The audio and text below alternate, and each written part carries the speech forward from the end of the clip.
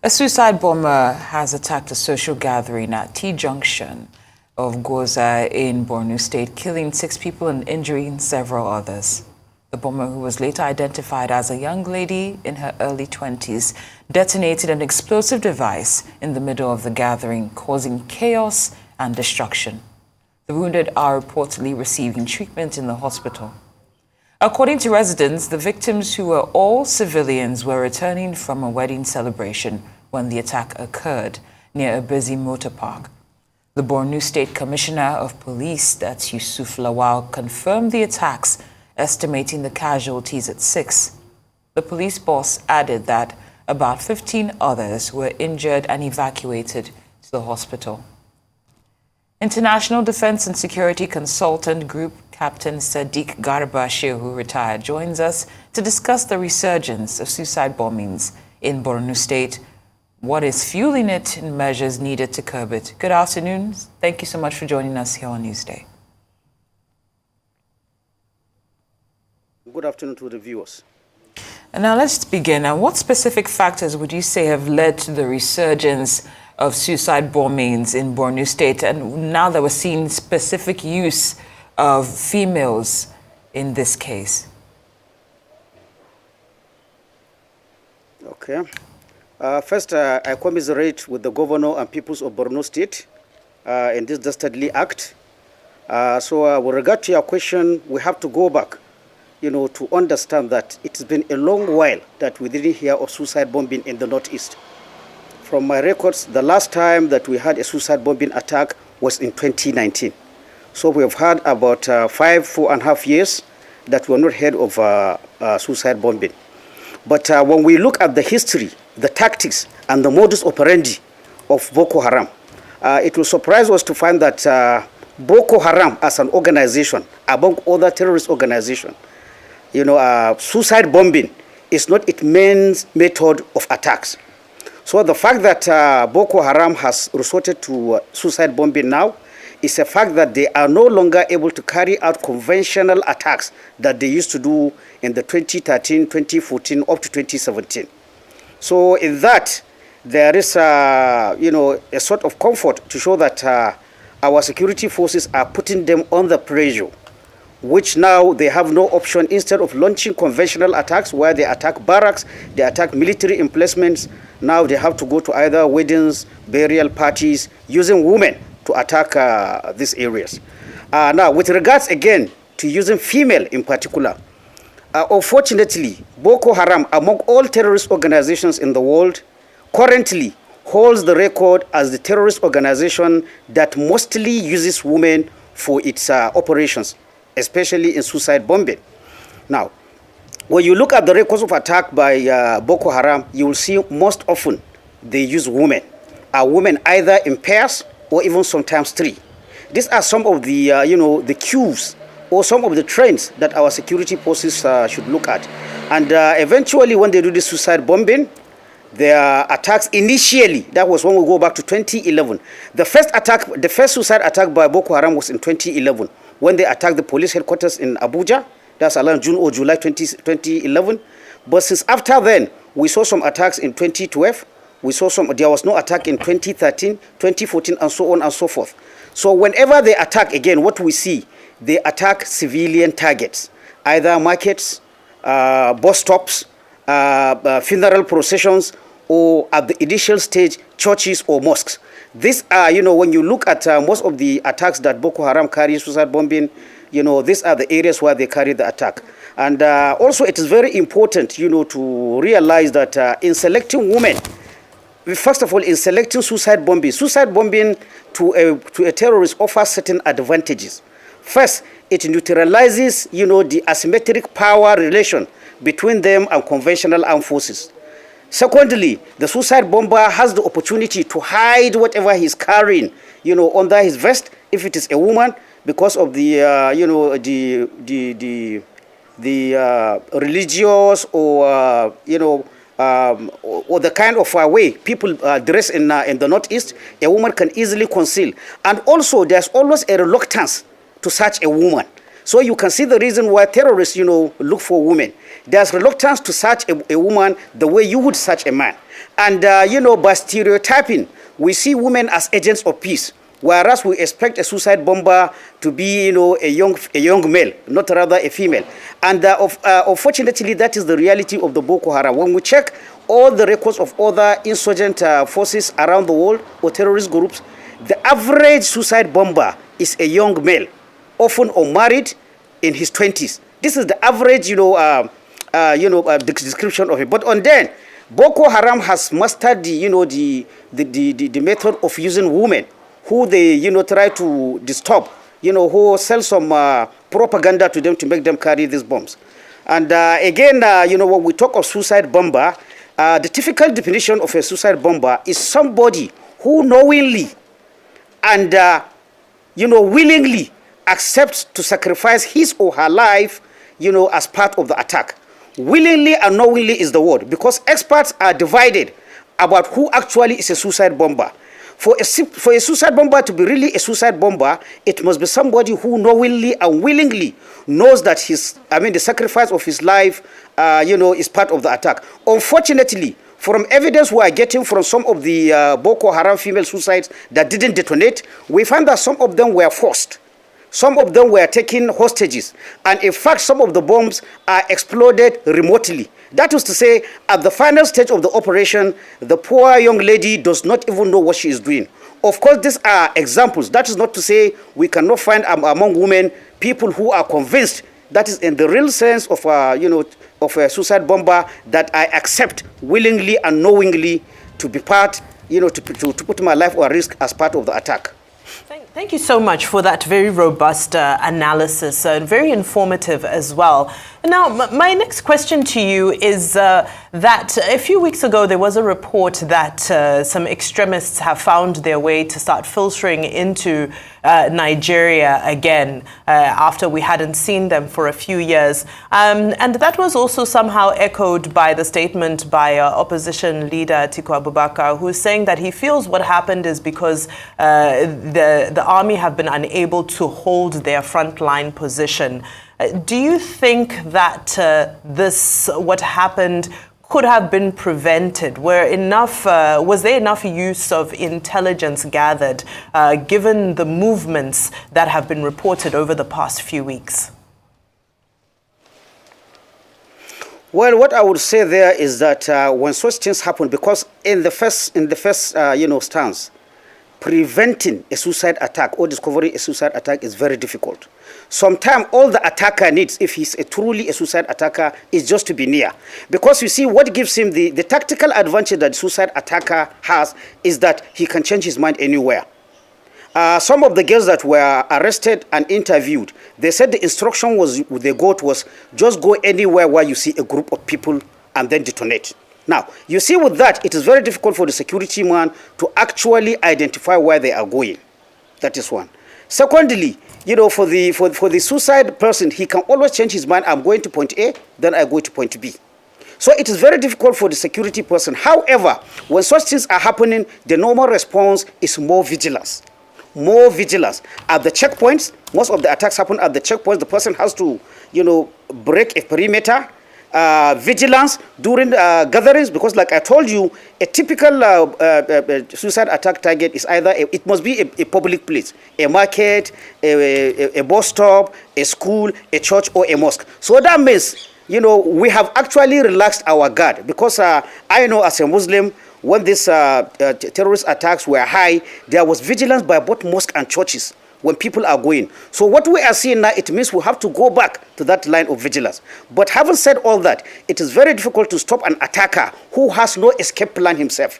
A suicide bomber doesn't have any escape plan. His idea is just to join forces. Once he can join body with the person or the place he wants to attack, because like I said in the description, he's somebody who believes, the success of the mission is also dependent on him losing his life. So for such a person who's ready to die, I think it's only vigilance.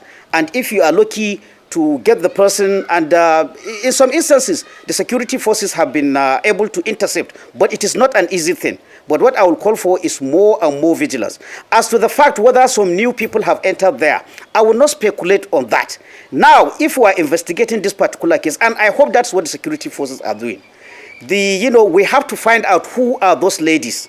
Where do they come from? So I hope, even as a Muslim, I hope we will not rush to bury those dead bodies of these women, because the search for any incident, the search for evidence actually starts from the point of the detonation.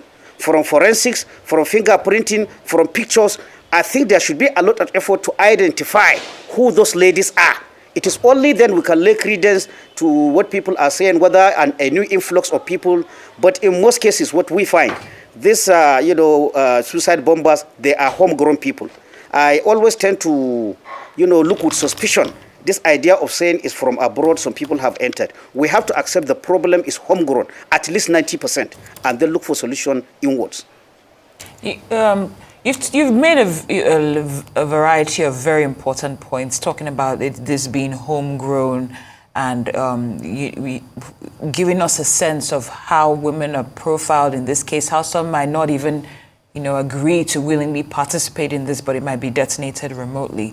So for those who reside in this part where we're seeing the suicide bombings resurface and are probably living on edge based on what you've just said, and saying that the way forward is more vigilance, how does the everyday Nigerian that finds themselves in this region at this time, how do they go about their daily activities without living on edge, thinking that they could be next in terms of falling victim? Well, pragmatically, it is difficult to tell somebody living in an area where there is suicide bombing not to live on edge. You have to live on edge. But living on edge can be turned positively by community efforts.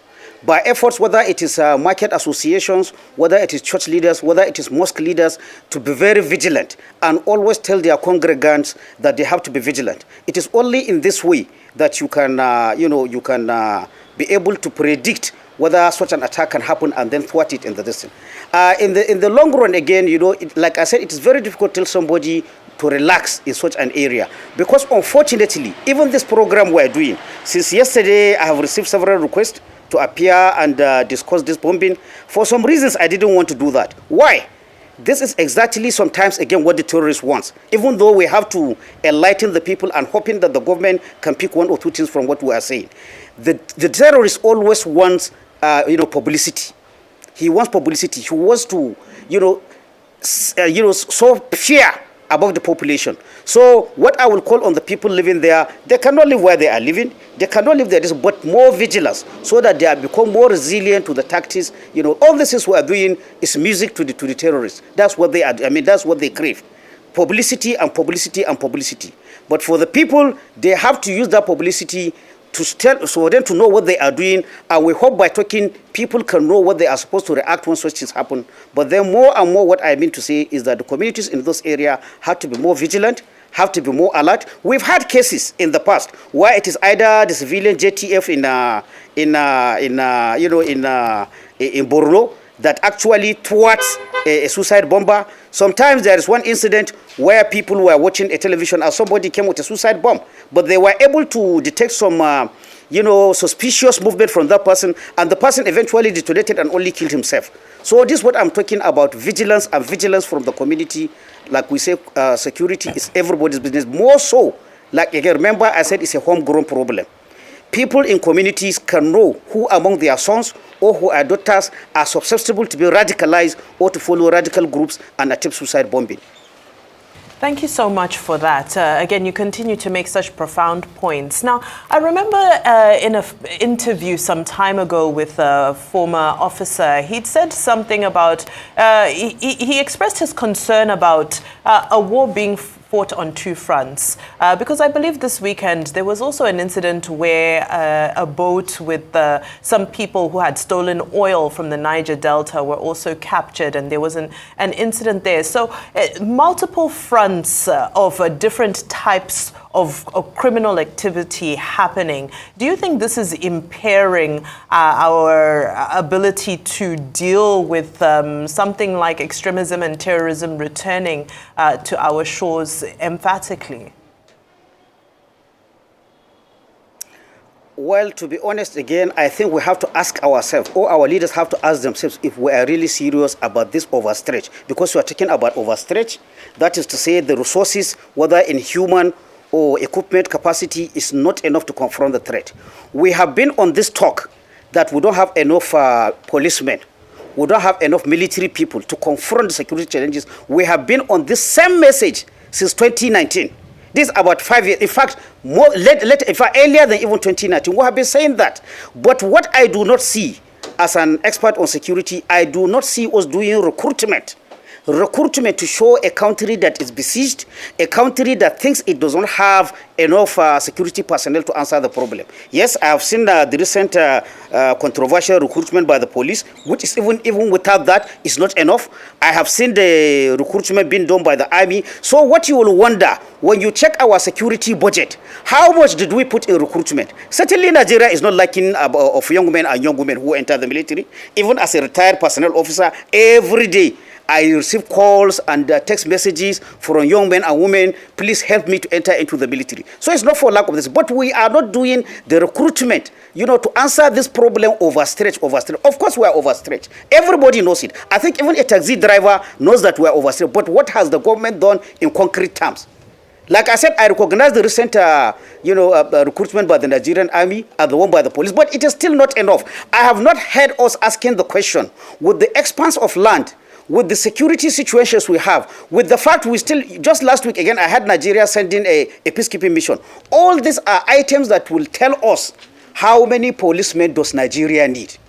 How many military personnel does Nigeria need? How many intelligence personnel? But I have not had that debate being done. It is a strategic debate. It's not even for the military to decide. It's the political masters. Okay, now we know what we are facing. We are facing 2 fronts, or even 3 fronts, or even 5 fronts. This is what other countries do. America, long time ago, it came to the conclusion that it is possible for American military to be fighting on 3 or 4 fronts. And what did they do? Then they said, if it is possible we are going to fight on 2 or 3 fronts, how many soldiers do we need? That is how the debate should go. But I don't see this debate at the executive level. I do not see this debate at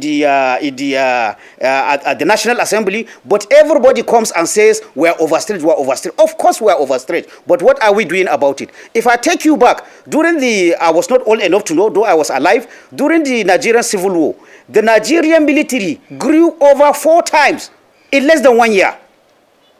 It is something that is documented. Why can't we do the same? Why do you have to come and crying that we are overstretched, too many fronts? Too many fronts, then put more boots, put more hands to do the cooking. That is what we should be doing. But like I said, it is not even if the military do not budget for recruitment, the political masters, they are the one who people voted for. They are responsible. I want to see that debate. How many policemen do we actually need in Nigeria? Given all the circumstances, our area, our population, the fact that we still want to play big brother in West Africa and Africa at large, how many will they do? How many policemen? How many security men? How many military men? That is what we should be doing. But what I see doing is half-hearted attempts at filling this gap, and then after 1 year, when there's one attack, we'll come and say, we are overstretched. We are overstretched. We are operating in 36 out of 37 states. We've had all that. But we have not heard of concrete solutions. Very well said. Now, in terms of technology, what technological solutions could possibly be deployed to detect and prevent any further suicide bombings? Well, technology for detecting suicide bombing are even low-level technologies, like IED detectors, this kind of things. Of course, the only problem is that by the time you are using that scanner, a suicide bomber is already by your side. He has achieved his aim. Remember what I said. The suicide bomber is not thinking of I finish the attack and go home. No. He is thinking, once I explode my device, my work is done, and depending on what he's told, I will go to heaven or wherever he's going. So even though I will mention scanners, Because when we look at the tactics of Boko Haram, from 2011, like I said, the first suicide bomber was 2011 in the police headquarters. There are two methods they use. Either what is called vehicle-borne improvised explosive device, that is VBID, which is put inside a small car laden with explosives just to explode on contact, or person-borne IED. That is like what these ladies are carrying. And it is normally in the in the kind of a suicide vest covered under the garment. So the technologies you will use are just those low-level technologies. If you are thinking of something like a drone that can detect this man is carrying IED, I don't think you have that. What a drone will do actually maybe is to discover for you where a large cache of ammunition is going. But for a suicide bomber who is carrying just a few TNT load of explosives, I do not think you have any sophisticated technology. The technology for detecting suicide bombing is vigilance. For example, a policeman or a military man is in Maiduguri. You see, sometimes it is observation and vigilance, and that's what we train our personnel on. You see somebody in the heat of Maiduguri carrying a heavy garment, or you see a man obviously with relatively thin legs, but he's looking very bulky on the upper front. That should alert. A very vigilant security this and that there's something wrong. So these are the kind of tactics. So please let's be clear. There is a limit to what technology can do. At this lower level of operation, honestly, it is not technology. It is the human element, the vigilance, the training, the professionalism is what will prevent this kind of events happening. International Defense and Security Consultant, Group Captain, that's Sadeeq Garba Shehu, retired. Thank you so much for joining us here on Newsday. We appreciate your time and insight.